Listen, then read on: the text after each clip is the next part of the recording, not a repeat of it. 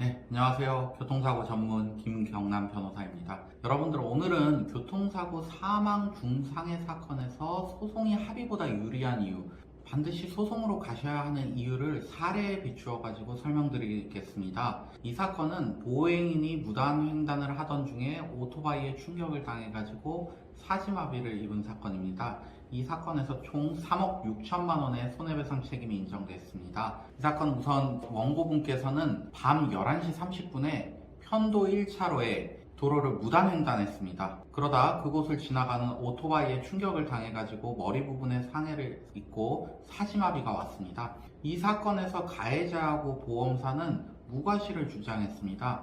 그 이유는 밤 11시에 앞이 보이지 않는데 특히나 횡단보도 근처에 있는 도로로 누군가가 무단횡단할 것은 예상할 수가 없다. 즉 신뢰의 원칙을 주장한 것이죠. 흔히들 가해자와 보험사 측에서는 무단횡단 사건에서 신뢰의 원칙을 들면서 나는 모든 교통법규를 따라서 준수한 상태에서 운전을 했는데 상대방이 교통법규를 위반했고 그러한 사실을 예견할 수 없었다는 그 신뢰의 원칙을 들어서 무과실을 주장하면서 책임을 부정하는 경우가 많습니다. 문제는 상당수의 피해자분들이 그 말을 맞는 것으로 받아들이고 소송이나 사건 진행을 포기하는 경우가 흔하다는 것입니다. 허나 이 사건에서 피고 측 책임 비율이 60%로 인정되었고 일반적인 무단횡단 사건에서도 당시 노면 상태나 운전자의 상태에 비추어 보았을 때 가해자 측의 상당한 비율의 책임이 인정되는 경우가 많습니다. 그렇기 때문에 쉽사리 신뢰의 원칙이란 얘기를 듣고 소송 진행을 포기하셔서는 안 됩니다.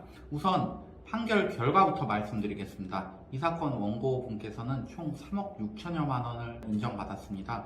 이 금액에는 기대 여명까지 일실 수입, 향후 치료비, 그리고 개호비가 인정됐는데 개호인은 2명으로 인정이 되었습니다. 이 사건 재판에서 가장 핵심이 되었던 것은 과실 비율, 그리고 노동능력 상실률, 적정 개호인 수가 되었습니다. 우선 과실 비율이 문제가 된 이유는 이 사건이 밤 11시 30분에 갑자기 도로를 횡단하는 사건이기 때문에 가해 차량 쪽에서는 이거는 원고를 도저히 예측을 할 수 없었고 내가 피할 수가 없는 교통사고다라고 항변을 했습니다. 이 사건 재판 결과에서는 당시에 날씨가 맑았고 노면 상태도 좋았고 그리고 이 가해 차량 운전자가 수사기관에서 사고 이전 3m 즈음에서 이 원고분이 길을 건너가는 것을 볼 수 있었다 라고 진술한 부분을 미루어서 보면 전방 주시 의무를 태만히 하지 않고 주시 의무를 다했다 그러면은 이 사건 사고를 충분히 회피할 수 있었다 라고 본 것이죠. 그리고 그 과실 비율이 피고 측의 60%에 이른다고 평가하였습니다. 이 사건에서 가해자와 보험사가 최초 주장한 무과실과는 현저하게 차이가 나는 비율입니다.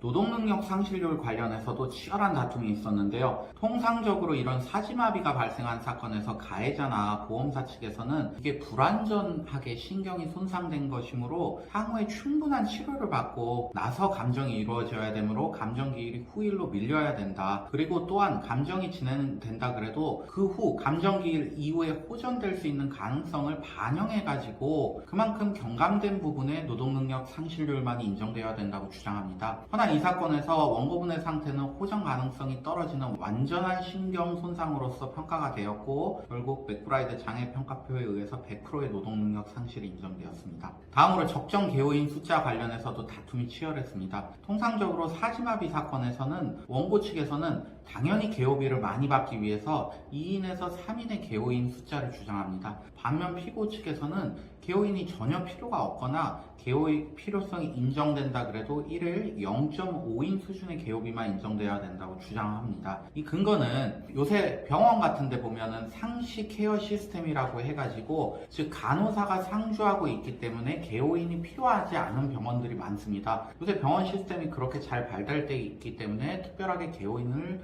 선임할 필요가 없다.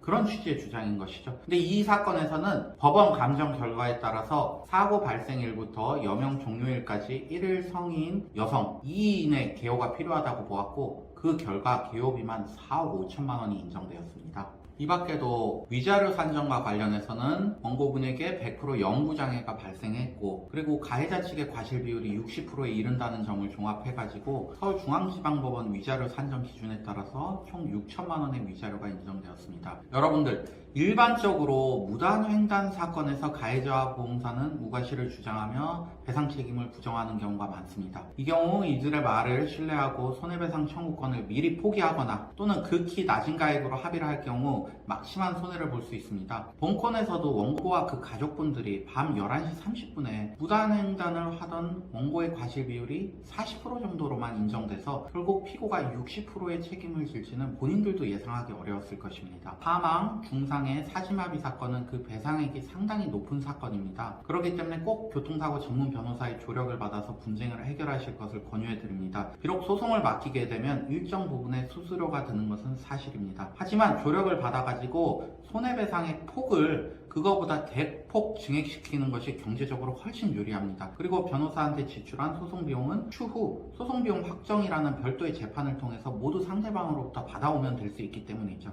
시청해주셔서 감사합니다.